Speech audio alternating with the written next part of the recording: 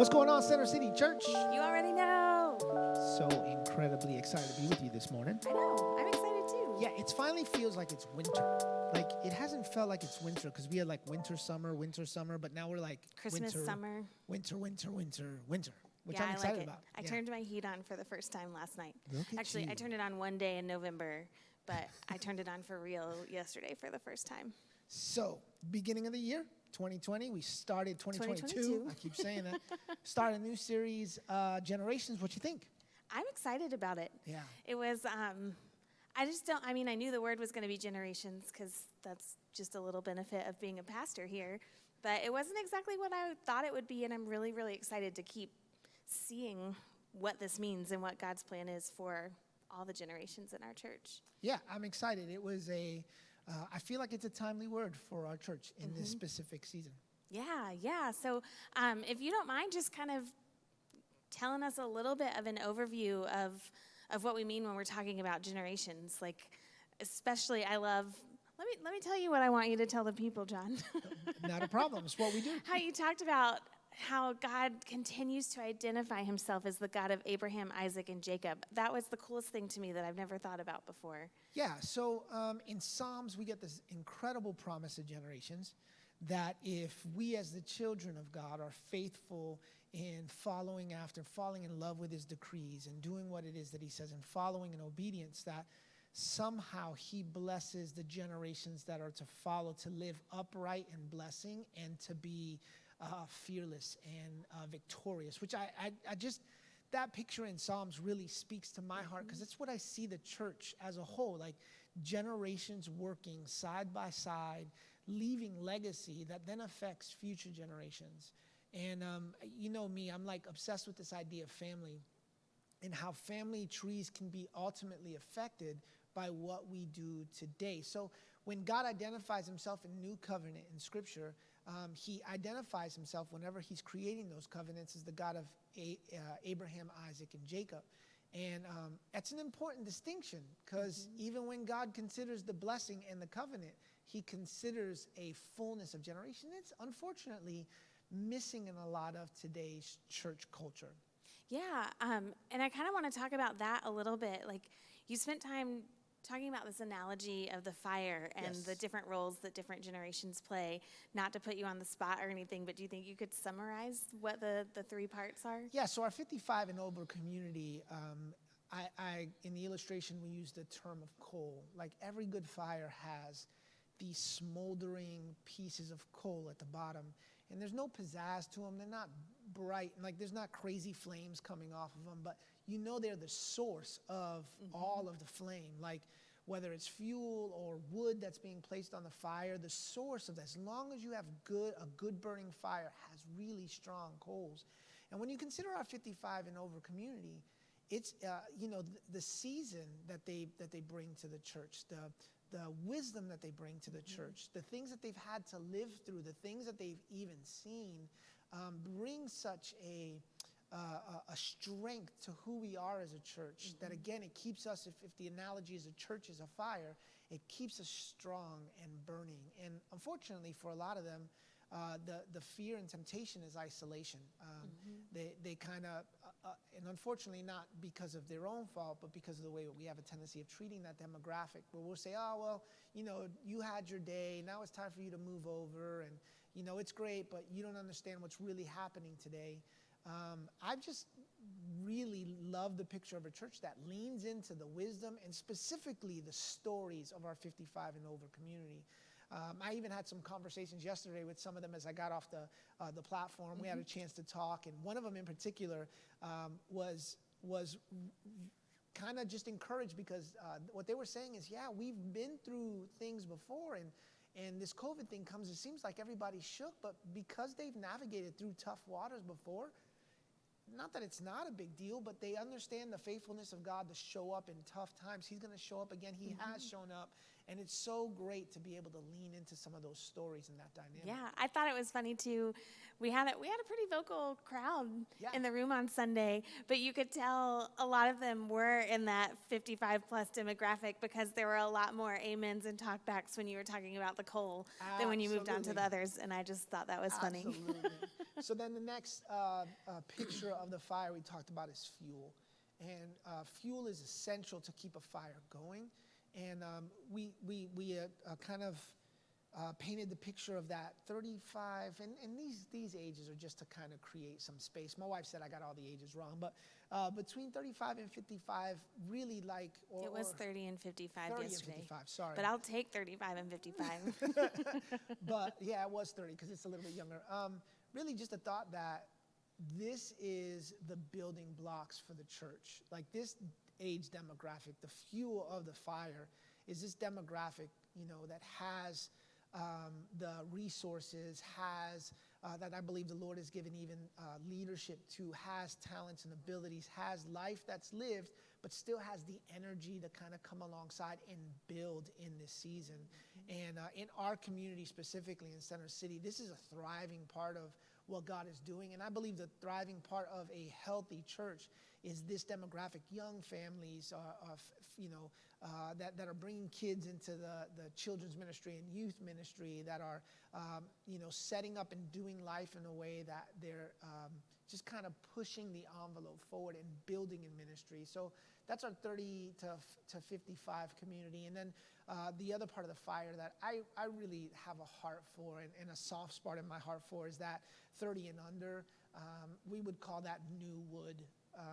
There is nothing like throwing a fresh log on the fire. The flames get all excited, the coal gets all excited because the new wood brings an energy. And really that 30 and younger demographic, they bring an energy to the place, right? Like I love seeing everything. We had kids, making noise in the church. We had little babies making noise in the service yesterday. I think that brings life to the room. I love hearing stories of how 15-year-olds and 16-year-olds are learning how to hear the voice of God. So really a good, healthy picture of the church, it has all three of those things represented, has those who are new wood, those who are fuel, and those who are coals. And I believe that when that picture is present, God blesses that type of church to make a difference in their city. And I love, you used Billy Joel as the great theologian. Yeah. But the point that he made, just for the younger people to remember they didn't start the fire, I think is important for all of us to recognize the role that we play and step into that and own that, but also to recognize the roles that the other generations play and to appreciate them and lean on them where we need to lean on them. And I appreciated that because it feels like in society it's kind of easy to just get in your life stage and stick to other people in that life stage, but there's so much that can be just a richness of being in the room with other generations. I know we spoke about isolation as a temptation to 55 and plus, and it may be a little bit more there, but I do believe to that point that one of the things that to some degree is destroying the church is our hyper-isolation, right? So we'll go to this church because it's young, quote unquote, or we'll go to this church because it's not as young, quote unquote. And what we see happening there in that dynamic is as churches begin to mature or get older, there's just this weird imbalance. And I think the picture of the church universal is a healthy representation of each of those things. And really, that reflect the demographics of the city that you're around, because ultimately that should be what sets the tone in your church. Yeah, I love it. Well, I feel like we never have enough time, but I want to move and talk a little bit about 21 Days of Prayer, because that's starting this week. Yes. This is Monday, but on Wednesday when this is released, this will be our first Wednesday during 21 Days of Prayer. And so I would love to talk a little bit about fasting, especially to those people who may be doing it for the first time today. What would you share just to encourage people in this new journey of prayer and fasting? If fasting is uncomfortable or if fasting is challenging, then you're doing it right. So let's start there. We talked a little bit about this Sunday. I have a little bit of an old school view when it comes to fasting. So what I am talking about, there's nothing wrong with consecrating yourself and separating yourself from social media or choosing not to eat chocolate for X amount of time. All that stuff is fine. But when we talk about fasting, what I am talking about is limiting the amount of food that you're consuming in a day. And what we're doing on Wednesday is what we're challenging people to do is to go from sun up to sundown without eating anything. And I've already gotten a couple of the questions, and I'm sure you have, like, does that mean I don't eat breakfast and I start again at dinner? It just all depends when you normally eat. I'm just connected with the other people who eat breakfast early like I do. Yeah, so if you eat breakfast before the sun goes up, then eat breakfast. Like, that's not a big deal. Just don't eat again until the sun goes down.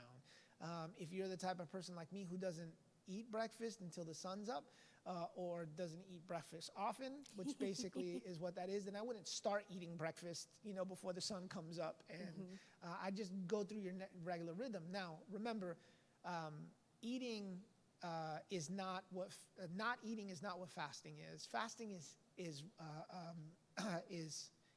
not eating and praying.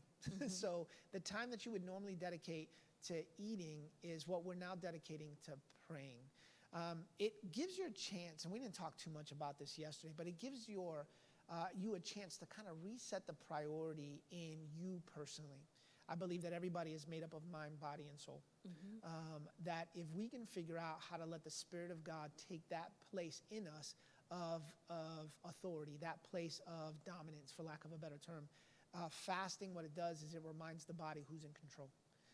And it gives us a chance to tell our body, all of us, our mind, body, and soul, that the Spirit of God, the Spirit that's dwelling within me, is in control of what's happening, whether it's physically not eating or spiritually going to prayer. So for me personally, I've been doing this almost every year of my adult life at one point or another, and it is a phenomenal time to just reset, everything. And I would also challenge those who may be, okay, well, I want to fast, but I really do struggle with the amount of TV I watch. Fast, don't eat anything, but then also don't fill that time with TV watching, right? I really struggle with social media. Then fast, don't eat, pray, but then also limit the amount of time that you are on social media, or don't do social media at all. I do believe that that's a beautiful time to reset. Yeah, I think that's great. And all of those are good things. I had some questions after the service yesterday, too, about like, well, is it okay if I was planning to give up social media? And absolutely, that's okay.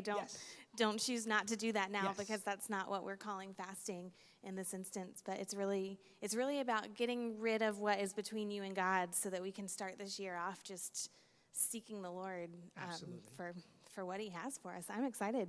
Yes, I am too. And I'm excited about this Sunday and the Sundays that are to come as we step fully into this generation's season. And we are believing that this is a season that will shape what our church looks like, operates like, functions like, and honestly, ultimately brings a blessing to the generations that were to come.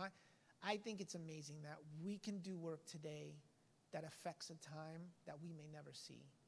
And that is not only humbling, but inspiring to me to make sure that we do that work properly. Yeah, and I know that we're almost out of time, but I thought about this earlier and I didn't get a chance to say it.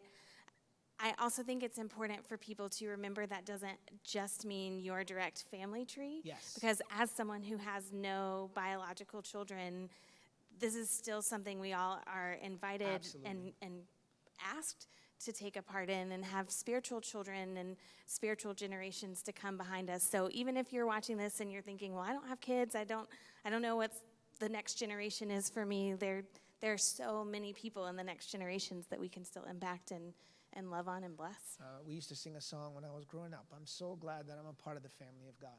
The family of God gives me the responsibilities and the benefits of family, which means even to the people that are not physically a part of my family, I can play a role in helping change their trajectory. And what excites me about that is it's not just their trajectory, but the trajectory of their kids and their kids' kids and their kids' kids, all for the glory of God. That's awesome. So for better or worse, you're stuck with us. You're stuck? For those of you who maybe haven't started the 21 days of prayer yet, or you're wondering what that looks like, follow our social media pages. We're posting every day on our app every morning how you can pray, some scripture to read through, and then some specific questions to pray through. And we will also be streaming on Wednesdays at noon, a prayer service. You can watch that online, or you can show up and be live in person. And other than that, we'll be here Sunday at 10. Can't wait to see you.